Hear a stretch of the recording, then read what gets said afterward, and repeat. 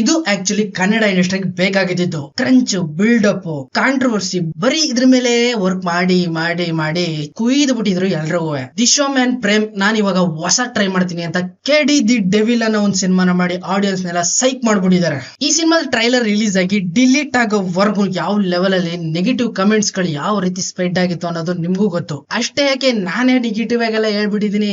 Trailer ಹಿಂಗಿತ್ತು, ನೋಡಕ್ ಹಿಂಗಿತ್ತು, ಹಿಂಗೆ ಇರ್ಬೋದೇನೋ ಅಂತೆಲ್ಲ ನಾನು ಕೂಡ ಓಪನ್ ಆಗಿ ಹೇಳಿದೀನಿ. ಮೊದಲನೇದಾಗಿ ಸಿನಿಮಾ ಕೂಡಲೇ ಒಂದ್ ಒಳ್ಳೆ ಸ್ಟೋರಿ ಇರಬೇಕು. ಮೇನ್ ಪಿಲ್ಲರೇ ಅದು. ಸಿನಿಮಾ ಚೆನ್ನಾಗಿದ್ಯಾ, ಚೆನ್ನಾಗಿದೆ ಅಂತ ಓಪನ್ ಆಗಿ ಹೇಳ್ಬೇಕು. ಚೆನ್ನಾಗಿಲ್ವಾ, ಚೆನ್ನಾಗಿಲ್ಲ ಥ್ರೂ ಅಂತ ಓಪನ್ ಆಗಿ ಅದನ್ನು ಕೂಡ ಹೇಳ್ಬೇಕು. ಇಲ್ಲ ಅಂದ್ರೆ ಬಿಸ್ನೆಸ್ ಆಗ್ಬಿಡ್ತದೆ. ಬಿಸಿನೆಸ್. ಇನ್ನು ಪ್ರೇಮ್ ಅವ್ರು ಡೈರೆಕ್ಟ್ ಮಾಡಿರುವಂತ ಈ ಸಿನಿಮಾ ಎಲ್ರ ಮಾತನ್ನು ಕೂಡ ಸುಳ್ಳು ಮಾಡಿ ನೆಕ್ಸ್ಟ್ ಲೆವೆಲ್ ಅಲ್ಲಿ ನುಗ್ತಾ ಇದೆ ಥಿಯೇಟರ್ ಅಲ್ಲಿ ಈ ವಾರ.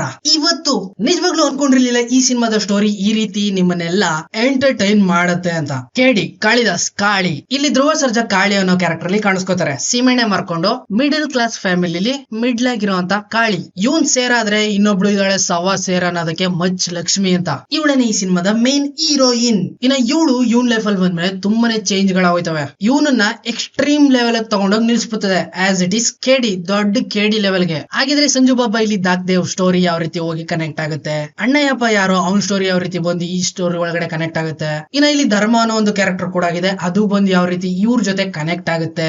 ಎಲ್ಲದಕ್ಕಿಂತ ಹೆಚ್ಚಾಗಿ ಶಿಲ್ಪಾ ಶೆಟ್ಟಿ ಎಲ್ಲರೂ ಬಂದು ಧ್ರುವ ಸರ್ಜಾ ಅವ್ರ ಪಿನ್ ಒಳಗಡೆ ಕನೆಕ್ಟ್ ಆಗ್ಬಿಡ್ತಾರೆ. ಸಿನಿಮಾದ ಸ್ಟೋರಿನ ಜಾಸ್ತಿ ಬಿಟ್ಕೊಡೋದಕ್ ಹೋಗಲ್ಲ. ಸಿನಿಮಾ ಸ್ಟೋರಿ ತುಂಬಾನೇ ಚೆನ್ನಾಗಿದೆ. ಹಾಗಿದ್ರೆ ಇವರೆಲ್ಲ ಯಾರು, ಇವ್ರಿಗೂ ಅವ್ರಿಗೂ ಏನ್ ಸಂಬಂಧ, ಯಾವ ರೀತಿ ಬಂದು ಕನೆಕ್ಟ್ ಆಗ್ತಾರೆ, ಏನಕ್ಕೋಸ್ಕರ ಕನೆಕ್ಟ್ ಆಗ್ತಾರೆ, ಈ ರೀತಿ ಎಕ್ಸ್ಟ್ರೀಮ್ ಲೆವೆಲ್ ವಾರ್ಗೆಲ್ಲ ಇಳಿತಾರೆ, ಇದಕ್ಕೆಲ್ಲ ಕಾರಣ ಏನು ಅನ್ನೋದನ್ನ ನೀವು ಸಿನಿಮಾ ಥಿಯೇಟರ್ಗೆ ಹೋಗಿ ನೋಡ್ಲೇಬೇಕು. ಬ್ಯಾಕ್ ಟು ಬ್ಯಾಕ್ ಫ್ಲಾಪ್ ನ ನೋಡಿ ಫ್ಯಾನ್ಸ್ ಗಳಿಗೂ ತುಂಬಾ ಬೇಜಾರಾಗ್ಬಿಟ್ಟಿದ್ದು. ಧ್ರುವ ಸರ್ಜಾ ಫ್ಯಾನ್ಸ್ ಗಳಿಗಂತೂ ಹುಚ್ಚಿಡ್ಕೊಂಡ್ಬಿಟ್ಟಿತ್ತು ಅವ್ರಿಗಂತೂ. ಇನ್ನ ಈ ಸಿನಿಮಾ ನೋಡಿದ್ಮೇಲೆ ಫ್ಯಾನ್ಸ್ ಗಳು ತುಂಬಾನೇ ದಿಲ್ ಖುಷ್ ಆಗಿ ದೊಡ್ಡದಾಗಿ ಪಟಾಕಿ ಹೊಡೆದು ದೀಪಾವಳಿನೇ ಮಾಡ್ತಾರೆ ಪಕ್ಕ. ಇನ್ನ ಈ ಸಿನಿಮಾದ ಮೊದಲನೇ ಹಾಫ್ ಹೀರೋಯಿನ್ ಮೇಲೆ ತುಂಬಾನೇ ಡಿಪೆಂಡ್ ಆಗಿರುತ್ತದೆ. ಸ್ಕ್ರೀನ್ ಪ್ಲೇ ಒಳಗಡೆ ಬರುವಂತ ಸನ್ನಿವೇಶಗಳು ಅಂದ್ರೆ ಸೀನ್ಸ್ ಗಳೆಲ್ಲ ತುಂಬಾನೇ ಡ್ರ್ಯಾಗ್ ಆಗ್ತಾನೆ ಸ್ಪೀಡ್ ಆಗಿ ಮುಗಿಸೋದಕ್ಕೆ ಟ್ರೈ ಮಾಡಿದ್ದಾರೆ ಪ್ರೇಮ್ ಅವರು. ಇದಂತೂ ತುಂಬಾನೇ ವರ್ಕ್ ಆಯ್ತು ಇಲ್ಲಿ. And first half Dhruva Sarja ಹಾಗೇನೆ ರೇಷ್ಮಾ ನಾಣಯ್ಯ ಇವರಿಬ್ರು ಮೇಲೆ ನಿಂತಿರ್ತದೆ ಫುಲ್ ಫಸ್ಟ್ ಹಾಫ್ ಪೂರ್ತಿ. ಇವರಿಬ್ರು ಮಧ್ಯೆ ನಡೆಯುವಂತ ಸ್ವಲ್ಪ ಲೋ ಮಸಾಲಾ, ಚಿಸ್ಕಾ ಮಸ್ಕಾ, contact, high contact, low contact ಎಲ್ಲ ಸ್ವಲ್ಪ ಜಾಸ್ತಿ ಆಯ್ತು ಅನ್ಸುತ್ತೆ. ಎಲ್ಲದಕ್ಕಿಂತ ಹೆಚ್ಚಾಗಿ ಇವರಿಬ್ರು ಮಧ್ಯೆ ನಡೆಯುವಂತ ಕಾನ್ವರ್ಸೇಷನ್ ಡೈಲಾಗ್ಸ್ ಗಳು ಮಾತ್ರ ಇನ್ನು ಅದೇ ರೀತಿ ರಫ್ ಅಂಡ್ ಟಫ್ ಆಗಿ ಲೌಡ್ ಆಗಿತ್ತು. ಫಸ್ಟ್ ಹಾಫ್ ನಿಜವಾಗ್ಲೂ ಸ್ವಲ್ಪ ಡ್ರ್ಯಾಗ್ ಆಗುತ್ತೆ ಸ್ವಲ್ಪ. ಇನ್ನು ಸೆಕೆಂಡ್ ಹಾಫ್ ಸ್ಟಾರ್ಟ್ ಆದ್ಮೇಲೆ ಶುರು ಹಚ್ಕೋತಾರೆ ಒಬ್ರಿಗೊಬ್ರು ಹೊಡೆದಾಡ್ಕೊಂಡು ಚೆಚ್ಚಾಡ್ಕೊಂಡು ಬಡ್ದಾಡ್ಕೊಂಡು ನೆಕ್ಸ್ಟ್ ಲೆವೆಲ್ ಮಹಾಭಾರತ ಯುದ್ಧ. ಸಿನಿಮಾದ ಪೂರ್ತಿ ಸ್ಟೋರಿ ನರೇಟ್ ಆಗುವಂತದ್ದೇ, ಆದ್ರೆ ಕೊನೆ ಕ್ಲೈಮ್ಯಾಕ್ಸ್ ಅಲ್ಲಿ ಇರುವಂತ ಟ್ವಿಸ್ಟ್ ಮಾತ್ರ ಎಕ್ಸ್ಟ್ರೀಮ್ ಲೆವೆಲ್. ಇದನ್ನ ಯಾರು ಕೂಡ ಎಕ್ಸ್ಪೆಕ್ಟ್ ಮಾಡೇ ಇರ್ಲಿಲ್ಲ. ನಾನು ಕೂಡ. ಕಿಚ್ಚ ಸುದೀಪ್ ಅವರು ಆಕ್ಟ್ ಮಾಡಿದ್ದಾರೆ ಈ ಸಿನಿಮಾದಲ್ಲಿ ಭೈರವ್ ಆಗಿ. ಅದನ್ನ ಪೋಸ್ಟರ್ ಬಿಡೋದ್ ಮುಖಾಂತರ ಕನ್ಫರ್ಮ್ ಮಾಡ್ಬಿಟ್ಟಿದ್ರು ಮೂವಿ ಟೀಮ್ ಅವರೇ. ಅಂಡ್ ಇವ್ರ ಕ್ಯಾರೆಕ್ಟರ್ ಮೇಲೆ ಬರ್ದಿರೋಂತ ಸ್ಟೋರಿ ನೆಕ್ಸ್ಟ್ ಲೆವೆಲ್ ಅಲ್ಲಿ ಇದೆ. ಕನೆಕ್ಷನ್ ಲಿಂಕ್ ಗಳು ಮಾತ್ರ ನೆಕ್ಸ್ಟ್ ಲೆವೆಲ್ ಅಲ್ಲೇ ಯೋಚನೆ ಮಾಡಿದ್ದಾರೆ ಪ್ರೇಮ್ ಅವರು. ವಾ, ನೀವೇನ್ ನೋಡ್ತಾ ಇದ್ದೀರೋ ಅದೆಲ್ಲ ಸುಳ್ಳಾಗಿ ನಿಮ್ ಕಣಿ ಖಾರದ ಪಡಿ ಎರಚಿ ಆಟ ಆಡಿದ್ದಾರೆ ಪ್ರೇಮ್ ಅವರು ಇಲ್ಲಿ. ಅದೇ ಮೊದ್ಲೇ ಹೇಳ್ದಾಗೆ ಕೊನೆ ಕ್ಲೈಮ್ಯಾಕ್ಸ್ ಟ್ವಿಸ್ಟ್ ಮಾತ್ರ ಯಾರು ಕೂಡ ಊಹೆನೆ ಮಾಡ್ಕೊಂಡಿರಲ್ಲ ಈ ರೀತಿ ಆಗುತ್ತೆ ಅಂತ.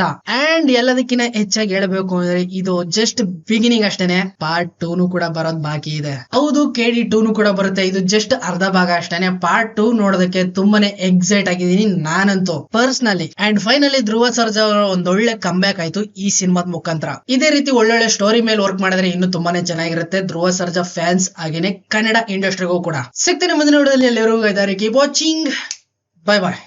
ಎಲ್ಲ ಚೀಪ್